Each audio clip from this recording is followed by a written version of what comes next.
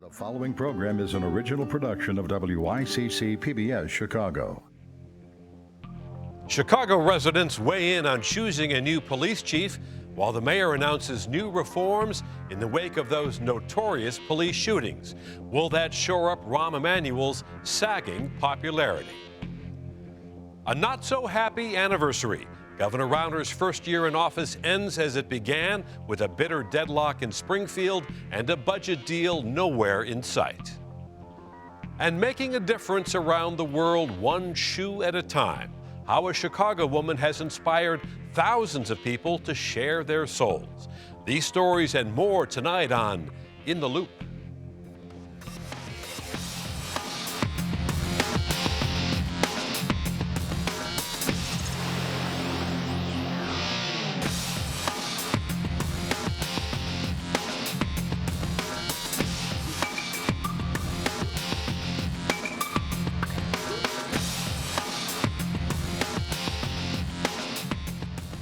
Good evening, I'm Chris Bury.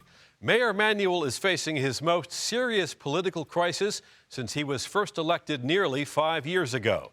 The scandal surrounding the police shooting of Laquan McDonald and the city's efforts to block the release of that chilling video have torpedoed the mayor's approval ratings.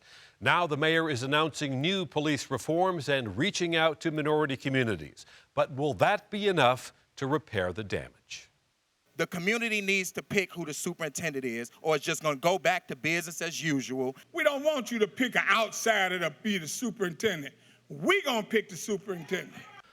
The frustration was abundantly clear in this standing room only crowd at a community forum in Englewood. The Chicago Police Board invited residents to weigh in on who should be the next police superintendent. This is part of Mayor Emanuel's new effort at transparency. He's come under bitter attack over the city's clumsy handling of the now infamous police dashcam video showing the death of 17-year-old Laquan McDonald. Now we've got the Laquan McDonald video, okay? And the shocking thing about that is all the so-called good officers who stood by and watched and let it happen. Since that video first became public, City Hall has lurched from crisis to crisis. Emanuel fired Chicago Police Chief Gary McCarthy after first promising to have his back. That was followed by weeks of protests and calls for Mayor Emanuel and State's Attorney Anita Alvarez to step down. The mayor said he welcomed a Justice Department investigation of the Chicago Police Department after first calling the idea misguided. I have no intentions of resigning. There's no reason for me to resign. People had a vote, they made a decision, and I'm going to execute the responsibilities of being the mayor and be accountable for the decisions I make and be responsible for making those decisions. Instead, the mayor began trying to repair the damage. 1 week after the release of the McDonald video, the mayor announced a new task force on accountability. Days later, Emanuel named former federal prosecutor Sharon Fairley to head the city board that reviews police misconduct. For some community leaders, the changes are too little, too late. Chris Harris is the pastor at Bright Star Church of God in Christ in Chicago's Bronzeville neighborhood. There's frustration, there's anger, and most importantly, there's disappointment. But when we really look at it, there's trauma as well. So the community is at a place of unrest, and I think we need to make sure that we step up to the plate to heal those harms and hurts. But by late December, the mayor's own apologies for police misconduct fell flat. That's when another police shooting rocked Chicago. An officer responding to a domestic assault shot and killed 19-year-old Quintonio Legrier, who was allegedly attacking his father with a baseball bat. A bystander, 55-year-old Betty Jones, was also killed. Police are calling her shooting accidental. Family and friends were outraged. Why you got to shoot first and ask questions later? It's ridiculous. It feels painful for our city that this happened. Lori Lightfoot is president of the Chicago Police Board, a group of civilians appointed by the mayor to discipline officers and offer guidance on police policy. We examine, as we will, what does use of force mean? what are the circumstances in which that should happen? And is the focus on sanctity of life as it should be? Just days after more protests erupted over the shooting deaths of Jones and LaGreer, Mayor Emanuel cut short his vacation in Cuba and rushed back to Chicago. On December 30th, he announced more changes, including training more police officers in the use of tasers, promising that every police car responding to incidents have access to tasers. Our goal as a city must always be to ensure the safety of everyone involved. To do that, we must ensure that our officers have the right tactics, the right training, the right technology to resolve tense situations safely and securely. WLS Radio's Bill Cameron, a veteran City Hall reporter, says officers need to be held accountable for their actions and those of other officers. There needs to be placed in the mind of all officers that City Hall and the various police misconduct agency watchdogs don't have their back, that they do need to behave and respect the civil rights of whoever they're confronting on the street. But Mayor Emanuel is still reeling from the political fallout, and 3,000 pages of heavily redacted emails uncovered by journalists show City Hall scrambling to head off a crisis, emails that at least raise the possibility of a political cover-up. A politician's instinct usually is to cover up. So it's probable that there was a cover-up. Ask me if I can find a smoking gun? Not yet. But the feds are crawling all over it, and if there is one out there, they will find it. Right now, we've heard in this city loud and clear that there is a large contingent of folks in particular neighborhoods, but I think it's, the sentiment is broad spread, that they have lost confidence and faith in the police department. That message has been delivered very loud and clear. Fire Rob now! Fire Rob now! Despite all the calls for his resignation, Mayor Emanuel has insisted he is not going anywhere, and his term extends until 2019. If the election were Tuesday, he couldn't be elected dog catcher. But he's got time. And if he can show in this time that he has tried hard and made actual improvements, he's re-electable. Illinois Governor Rauner has now added his support to a proposal in Springfield that would establish a mechanism to recall Chicago's mayor. Joining us now to talk about that and other big stories are the sponsor of that bill, State Representative for the 8th District, LaShawn Ford, Christine Svensson, Principal Attorney for Svensson Law Offices, and Ravi Beshwal, anchor and reporter for ABC 7 Chicago, and welcome everyone.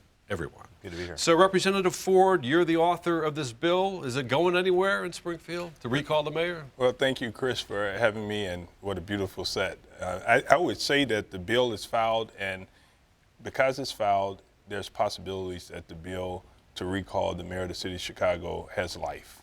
But so far, you only have mainly Republican co-sponsors of that. Democrats, including Madigan, the speaker, don't seem very interested in your proposal. So is that going to kill it? Well, it's great that we have the leader, minority spokesperson, Ron Sendek, as a chief co-sponsor.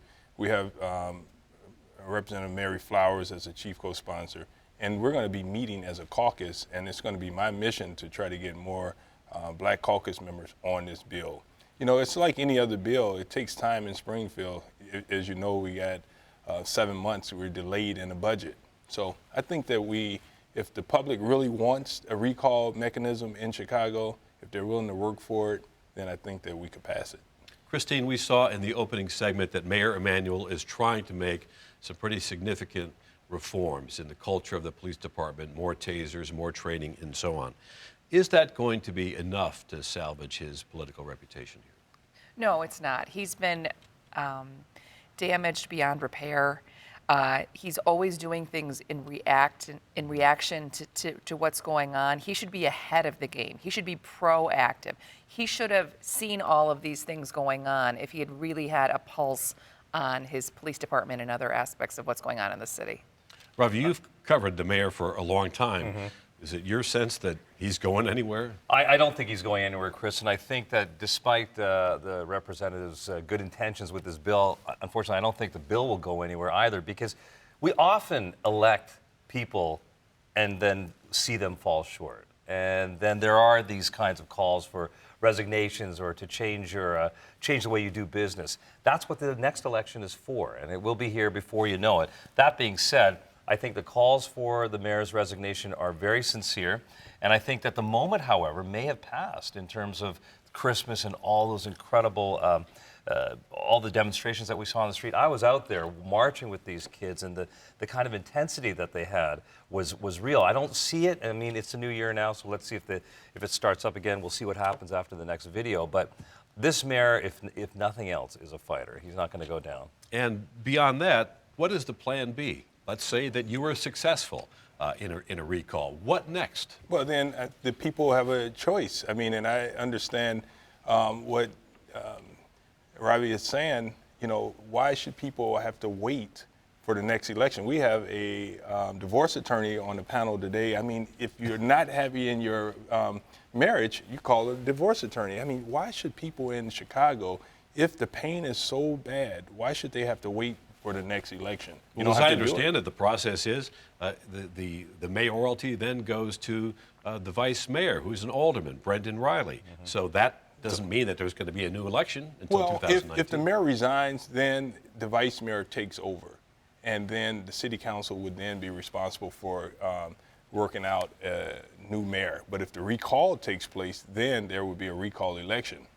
And then the people would have a choice of who would represent them in City Hall. Christine, you're a veteran political observer. Do you agree with Ravi that there's really no likelihood that this mayor is going to go anywhere? Go anywhere meaning he's politically done? No, that he's going to resign. Oh, he's not going to resign. No, I agree with Ravi. He's not going to resign. He's a political hack at the end of the day. He's not a leader. He's not a mayor.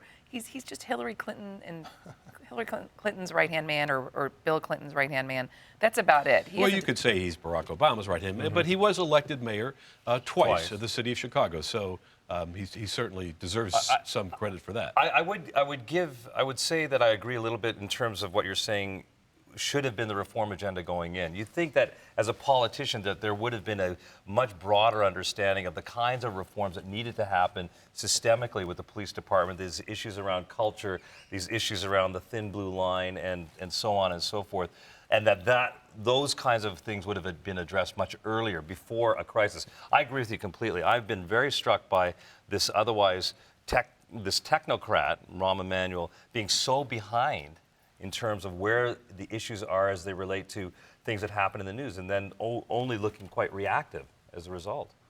And what has he done, and this also goes to Barack Obama on a national level, what have they done for the poverty-stricken citizens of our city and our state and our country, those on the west side or the south side?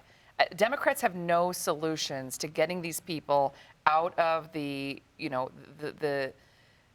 community, or I'm sorry, the problems they deal with on a daily basis to bootstrap them up to the next level. They have no solutions. And Representative Ford, you represent one of those districts? I do. I live in one of those districts. And you're a Democrat. So I'm a Democrat, and I think that I also disagree. I think that the pain and the hurt that the people are going through in the city of Chicago and the legal challenges that the city will be facing could cause the mayor to resign. I mean, this is not over. Every day there's drip, drip, drip, more and more that the mayor has to face. And, his words may come back to haunt him when he said that the superintendent has now become the problem. And he had to get rid of him because he's the problem. He's now the problem. But some of his other famous words are never let a good crisis go to waste. And Ravi, is he taking advantage of this crisis? As I said before, I think he's being quite reactive to it. To go around and saying, well, we should have a taser in every police car, I saw that and thought, how come there isn't already a taser? How come every police officer doesn't know already how to use a taser? How come this issue of the cultural differences between the police and the people that they're out there to serve, why is it so stark? I was out there on the Magnificent Mile many nights before the holidays and during that time, and I was just thunderstruck by these young, primarily African-American, Hispanic, and minority protesters here, and this wall of cops that was, pick a number, 90, 95% white, and it was militaristic, it was antagonistic, and I must give the police full credit for not taking all the kinds of bait in those kinds of moments. But still, it really felt like this. It really felt like oppositional, and it shouldn't be like that in a city. And I really do think that the mayor has missed it on that. One of the casualties, and I'll get to you on this, Representative, one of the casualties of this whole scandal and the commotion and the violence appears to be the relationship between Mayor Emanuel and Governor Rauner. There seems to be a rift. And you're in Springfield all the time, Representative. Is that genuine? I think it is. I mean, the mayor has his agenda, the governor has his agenda, and they are not meeting. You know, they don't agree on agendas. And so they agree on the wine bottle, but they don't agree on how to move the city and the state forward, and that's a problem. What do you make of this war of words between the mayor and the governor? I think it's legitimate. And because at the end of the day, Rahm wants the state of Illinois to bail out Chicago public schools, and that's just not going to happen. And Governor Rauner has rightly said, no, you fix your own problems. You show us why you deserve this and what sort of reform measures you've taken, and then maybe we'll see what we can do for you. But you haven't gotten to that level yet. Ravi, Governor Rauner is just celebrating his first anniversary in office. Is this an anniversary to celebrate? Well, he's still there, and he's still standing. And I've talked to a lot of observers in Springfield, closer to home, who were quite struck by his approach, that it didn't need to be as confrontational, that there's a way to look at a mandate over 4 years and say, okay, we're going to get this done in the first and the second and the third, build a certain amount of goodwill, and eventually progressively get the kinds of changes you want. He's come in very kind of in the un-Illinois kind of a way, which is probably the reason why he was elected, to try to bring those changes. Because he was a businessman and not a politician. Right, and had a very clear agenda of reform that was directly opposed to some of the tenets of power that keep the people who are in power in place in Springfield. So you knew they were going to clash. But in spite of this agenda of reform, after 1 year in office, what is his major accomplishment? That's a good question. No major accomplishments have taken place yet. But Governor Rauner is doing the right thing. He is faced with decades of incompetence and mismanagement, and you cannot fix a $111 billion pension liability in 1 year. It's just not possible. I don't even think he can do it in one term. But does he deserve at least half the blame for the fact that there has not been a compromise? No, he does not. No. Cullerton, Madigan, Edgar, Blagojevich, Ryan, they all kick the can down the road. They all deserve the responsibility for this. No, 1 year in office, we've got a long way to go. He should stand firm. What's your view from the Democratic side of the aisle in Springfield? Well, I'll give the Republican governor a little credit, but it's only a little. I would say that with his budget approach, he has eliminated a lot of waste. But we have to move forward. You cannot continue to hurt people in the state of Illinois. He has a duty and a responsibility to have a balanced budget offered to the people of Illinois and to the legislature. Now we're about to have a new budget address in a matter of days, and he still has not presented a balanced budget. But we haven't had a balanced budget in a decade. But we haven't had a budget here at all for 7 months. We may go through this whole fiscal year without one. No budget is better than a bad budget. Well, he should present a budget. If he, you can't just say no. He presented a budget that wasn't balanced also. So we presented a budget that was out of whack. He presented a budget that was out of whack, because everyone knows that you have to have new revenues in order to get a balanced budget. How about this as a starter? Why is it that, here's this idea I think everyone can agree with, why have we not gone into 401k style plans going forward for public employees? But why has that not happened? But I don't understand why we don't get a budget when you know that the governor has cost the state $30 million a day. And here's the point that even some civic leaders who were supporters of Rauner have been raising publicly here in Chicago.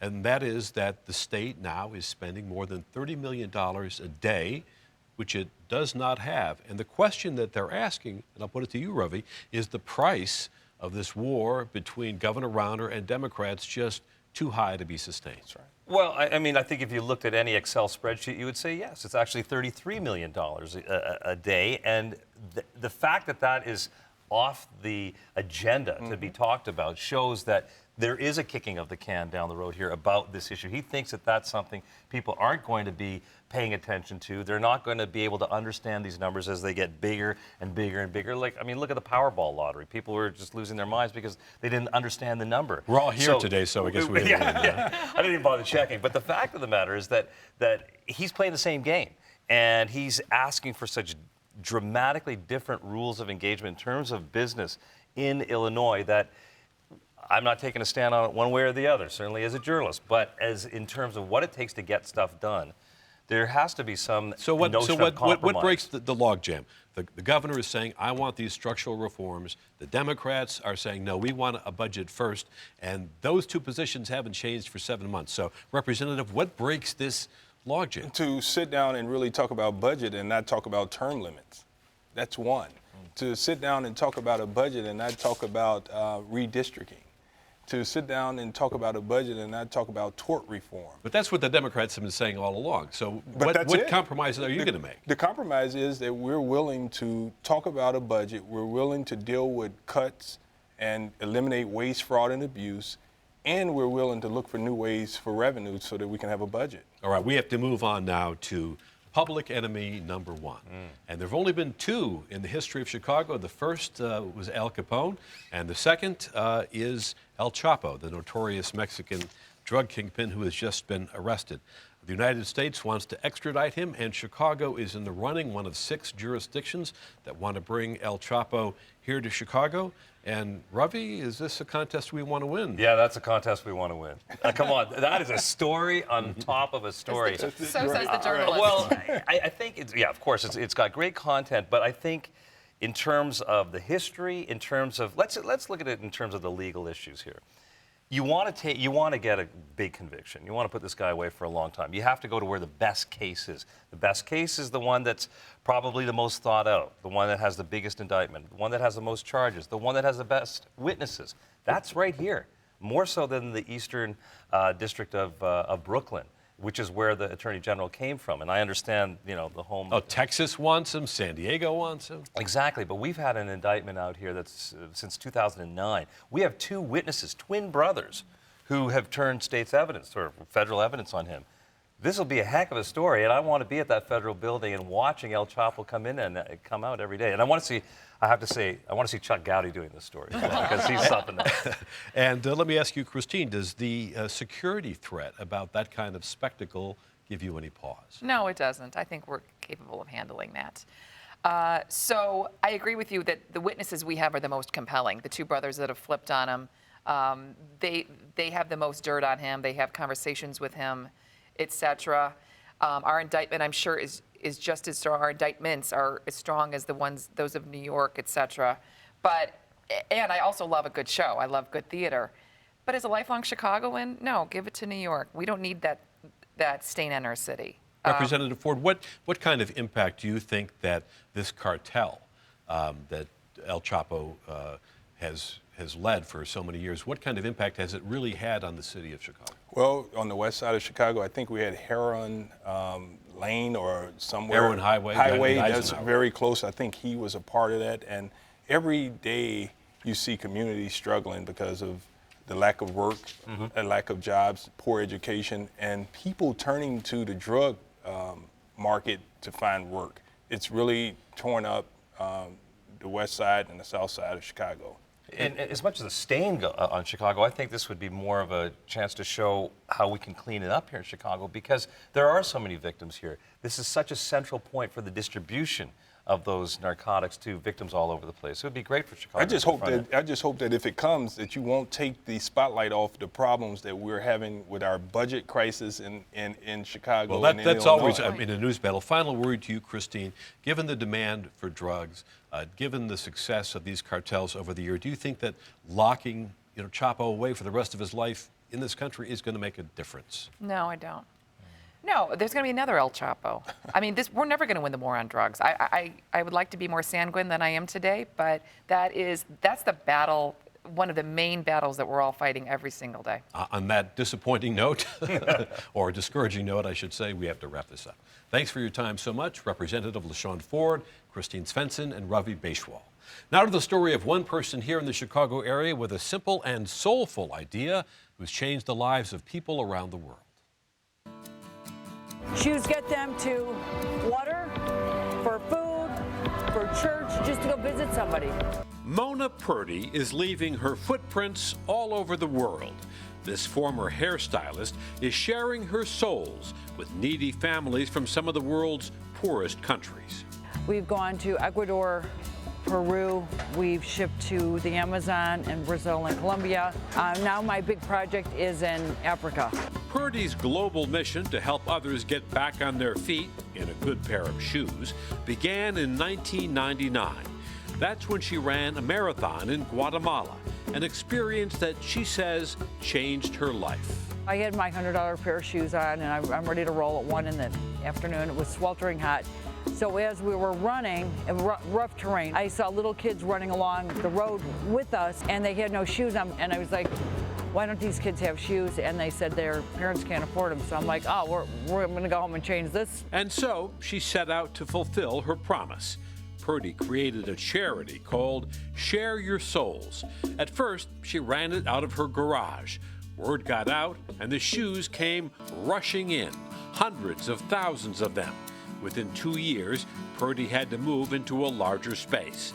Now, more than 2 million pairs of shoes have been shipped to people in more than 30 countries. Our mission is to provide gently worn / new shoes to those in the world that don't have them.